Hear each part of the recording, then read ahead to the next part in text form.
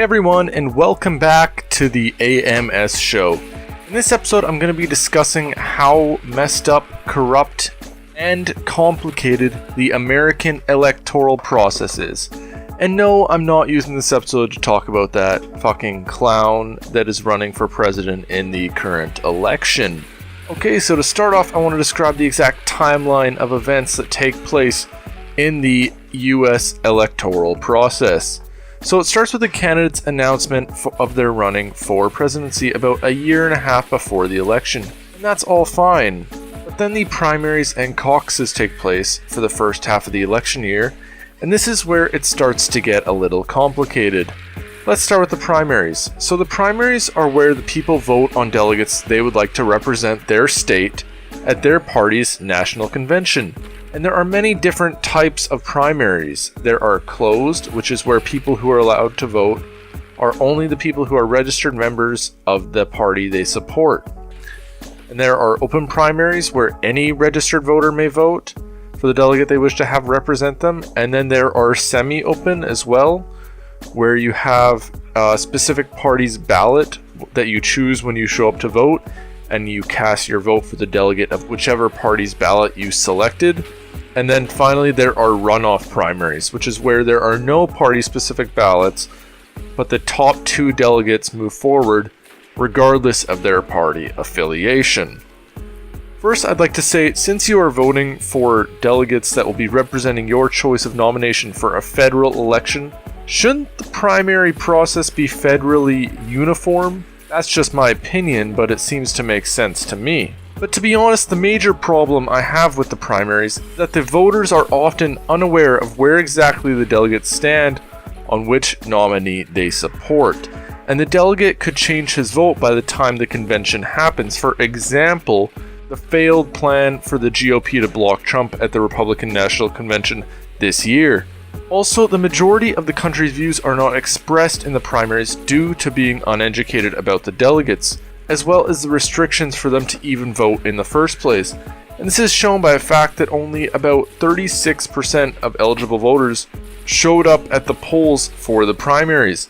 And then there's the caucuses, which are private meetings held by each major party, where you'll be separated into groups, or they may use some other type of voting method to decide your delegate, but they also have speeches and talks to help sway undecided voters. But the thing is, these caucuses take time that a lot of people do not have, so the turnout is even worse than the primaries, and the turnout is just 11% of eligible voters, which already proves that this is a very ineffective way of determining a nominee. And this upcoming election is a great example of how the system is broken, because the two nominees were essentially selected by just 9% of the whole country's population, which is not even close to being considered a good representation of the people, which is what the idea of democracy is all about. But let's say the primaries are perfect and they aren't fucked up at all.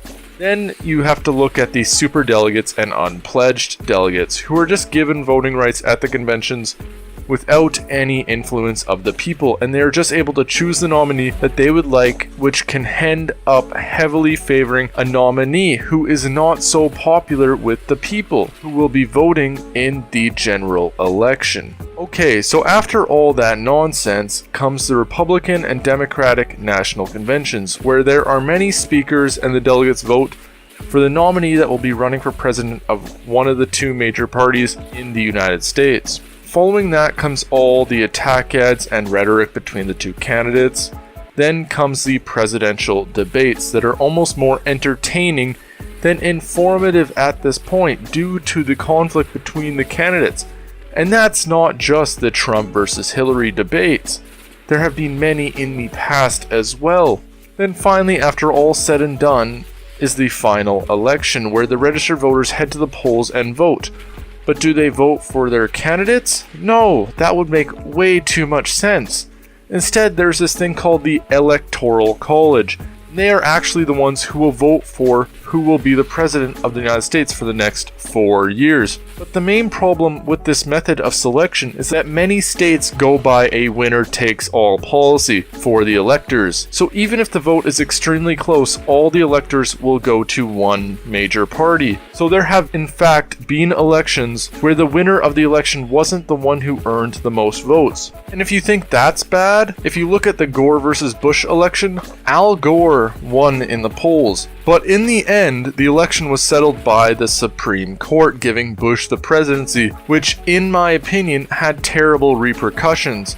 For example, the starting of the war in Iraq, which I highly doubt would have ever happened under Vice President Al Gore. I honestly do not understand why their election process has so many steps and is so dragged out. If you have seen my previous videos, you'll know I am from the Great White North up here in Canada, and here our election process takes place over maybe 4 or 5 months, and then we have one vote for the party of our choice, which is made very clear on our ballots. Then the leader of that party becomes the prime minister, who is elected within the party so the people don't have to worry about that. And that's our whole process, and it makes much more sense to me than the drawn out, confusing, ineffective, and corrupt electoral process in the United States.